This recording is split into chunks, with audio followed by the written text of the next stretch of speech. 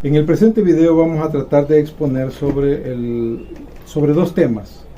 Uno sobre el origen e historia del derecho constitucional en el mundo, y el segundo tema sobre el origen e historia del derecho constitucional en El Salvador.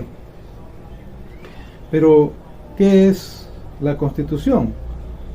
Vamos a iniciar precisamente tratando de expresar y decir qué es la Constitución. La Constitución es el ordenamiento jurídico de una sociedad en el ámbito social, político y económico, cultural. O sea, la Constitución entonces es la ley suprema, la ley principal, es la ley que organiza, que dirige todo el ámbito de la sociedad. Pero para llegar a estas conclusiones, todo tuvo sus raíces, y entre las raíces encontramos el pensamiento, ¿verdad?, antiguo, viniendo de la Grecia clásica o de la Grecia antigua, donde habían pensadores como Aristóteles y Platón que nos contribuyeron con sus ideas, con su pensamiento, con su observación, con su teoría, ¿verdad?, para poder entonces hoy comprender lo que es el derecho constitucional. Y aquí voy a destacar quizás dos elementos de estos pensadores de la Grecia clásica. Un elemento es precisamente que para Aristóteles todo gobierno debe estar sujeto a la ley y a un principio superior. Este elemento nos va a servir para entender incluso el desarrollo posterior de otras constituciones y el mismo desarrollo, ¿verdad?, del pensamiento del origen de la Constitución en el mundo. Lo otro elemento que aportan estos griegos es precisamente aquella concepción de Aristóteles, donde la forma de gobierno tenía que ver con tres formas de gobierno en las cuales él había observado sobre la base, digamos, del comportamiento de los ciudadanos griegos, ¿verdad?, y el conocimiento que acumuló en aquel momento, donde él definió tres tipos de gobiernos. Uno es el gobierno monárquico, o sea, es un gobierno donde eran la ciudadanía, donde el territorio y el poder era concentrado en una persona, el monarca. Por eso le llaman el tipo de gobierno monárquico. El segundo tipo de gobierno es el aristocrático. Este tipo de gobierno lo desarrolló, ¿verdad?, a partir de la observancia de un grupo de personas. O sea, ya este gobierno ya no era dirigido por una persona, sino que era por un grupo de personas. O sea, la aristocracia es el gobierno aristocrático a partir del grupo de los mejores, quería decir Aristóteles, y en el buen sentido, o sea, que era un grupo de los mejores pensadores, los más éticos, los más personas buenas, digamos, y que estaban con la disposición de gobernar en buena lid a sus ciudadanos. Y un tercer tipo de gobierno es aquel gobierno que es dirigido por todos, o sea, por las mayorías, por los ciudadanos, ¿verdad?, por la polis, ¿verdad?, en aquel tiempo.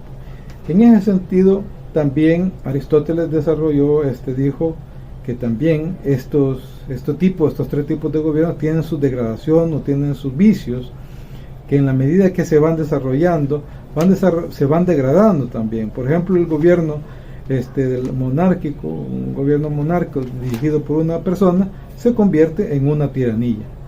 De igual forma, un gobierno aristocrático se convierte en una oligarquía que busca sus propios intereses en detrimento de las grandes mayorías, ¿verdad? Y en el Estado o en el gobierno democrático, también él veía la problemática a partir, digamos, de la democracia exagerada. O sea, que cuando un gobierno es gobernado por todos, al final no lo gobierna nadie y se convierte en un desorden. En ese sentido, estos elementos, ¿verdad?, son importantes, ¿verdad?, porque de allí van surgiendo estos elementos que nos permiten entonces ahora tener la concepción que hemos dicho sobre la Constitución. Pero más adelante, ya en los siglos XVII, XVIII y XIX, se desarrolla ya un pensamiento y se desarrollan también experiencias de constitución que nos van a servir a nosotros para comprender mejor este tema. En el siglo XVII y en el siglo XVIII se dan revoluciones importantes como la Revolución Francesa, la Revolución de Gran Bretaña y también la Revolución de Estados Unidos. Estas revoluciones tienen un componente fundamental porque van a contribuir precisamente para que los demás estados retomen ciertos principios y tiene a la base el desarrollo del pensamiento, digamos, constitucionalista o llamémosle constitucional, ¿verdad?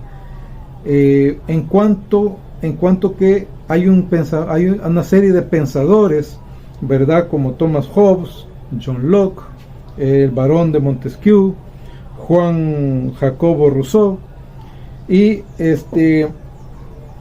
se va desarrollando también un pensamiento liberal.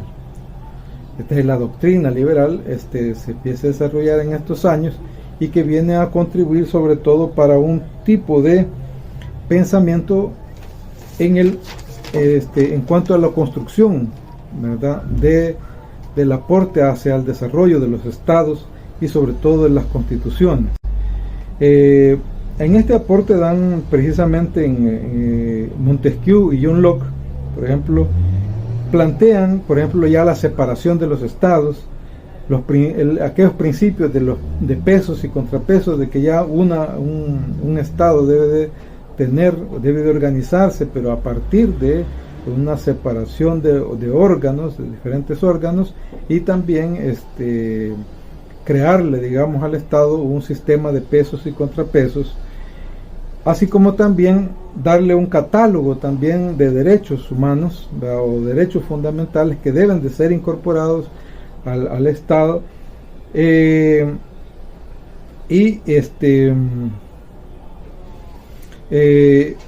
estos tipos de elementos se van incorporando a las constituciones.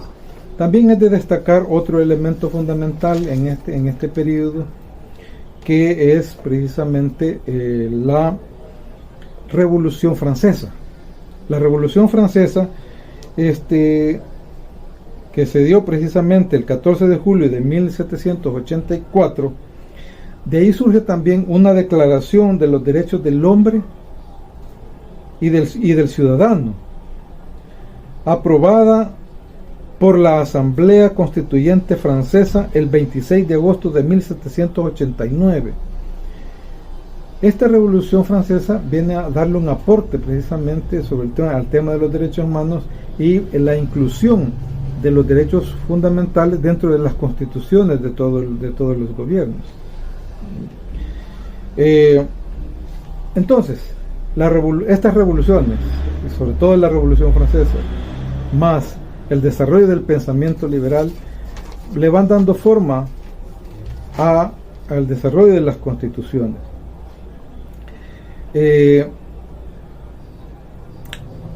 Posteriormente se van retomando ya, digamos, otros estados van retomando estos elementos y se incorporan también ya se llama también los derechos de segunda generación, y se van generando también estados, ¿verdad? Y gobiernos en esta segunda generación, como en el caso del gobierno de los Estados Unidos mexicanos, y con su constitución el 31 de enero de 1917. Lo mismo la constitución de la Unión Soviética del 10 de julio de 1918, la constitución de Weimar del 11 de noviembre de 1919 y la constitución de España de 1931. Todas estas, ¿verdad? Ya son constituciones digamos, que se van desarrollando, digamos, en una segunda generación y que vienen entonces a darle gran relevancia e importancia al desarrollo del derecho constitucional en el mundo. Hoy pasaré al desarrollar el tema sobre el origen y desarrollo e historia del derecho constitucional en El Salvador. Como ya hemos mencionado, de cómo ha venido evolucionando el desarrollo constitucional, también en El Salvador tiene mucho que ver, ¿verdad?, con la influencia que van teniendo este tipo de constituciones, como la de Estados Unidos en primer lugar, que constituye precisamente en la primera constitución material y más importante en la historia, digamos, de la humanidad, porque esta ya tiene, digamos, muchos elementos, tanto de los elementos de la época clásica griega, como también de la época, digamos, moderna, digamos, con Montesquieu, con Rousseau y con todo este tipo de pensadores, ¿verdad? Y entonces vamos a tomar en cuenta que aquí han habido varias constituciones en El Salvador, ¿verdad? A partir de que también tomemos en cuenta de que El Salvador fue en sus orígenes una colonia de España, y siendo una colonia de España, entonces sus raíces tienen que ver precisamente con ese ordenamiento, digamos, también que vino desde el primer mundo. Tomando en cuenta entonces ahí la primera constitución, que es la Constitución de Cádiz de 1812, ¿verdad?, donde se le desarrolla, por lo menos hay elementos sobre la soberanía nacional y la representación política dentro de la representación política del territorio salvadoreño, dentro del Estado en aquel momento. Posteriormente, entonces, a partir de todas las revoluciones y cambios que se vienen dando en el mundo, y también impregnan esos conflictos también en la región centroamericana, y se crea entonces la constitución, digamos, de la Federación Centroamericana. Como parte de esa Federación Centroamericana, nosotros desarrollamos la primera constitución del Estado Autónomo de El Salvador.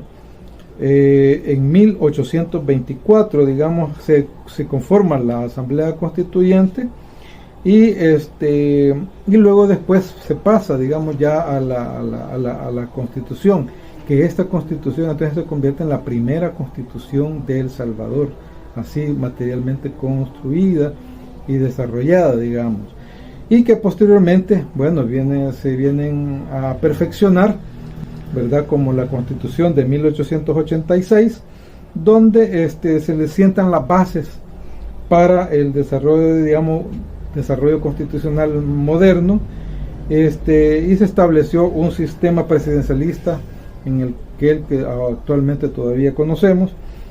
De ahí la Constitución de la República de 1939, en tiempos del general Martínez, donde se vuelve a reafirmar el presidencialismo en El Salvador, y luego después tenemos la Constitución de 1983, que es la Constitución actual, con la que contamos hoy, ¿verdad? Por supuesto que esta ha pasado por una serie de reformas, ¿verdad? Tomemos en cuenta que El Salvador ha pasado por diferentes crisis y convulsiones y situaciones sociales y políticas, ¿verdad? Incluso hasta la guerra de 1980, del 81 a 1982, ¿verdad?, que trajeron consigo los acuerdos de paz, que también contribuyeron a las reformas, aparte de las reformas que hoy tenemos en la Constitución. Se siguen haciendo reformas hoy a través de la Asamblea Constitucional, que son entonces elementos importantes en el desarrollo del constitucionalismo o del derecho constitucional en El Salvador. Bueno, muchas gracias, espero haber cumplido sus expectativas.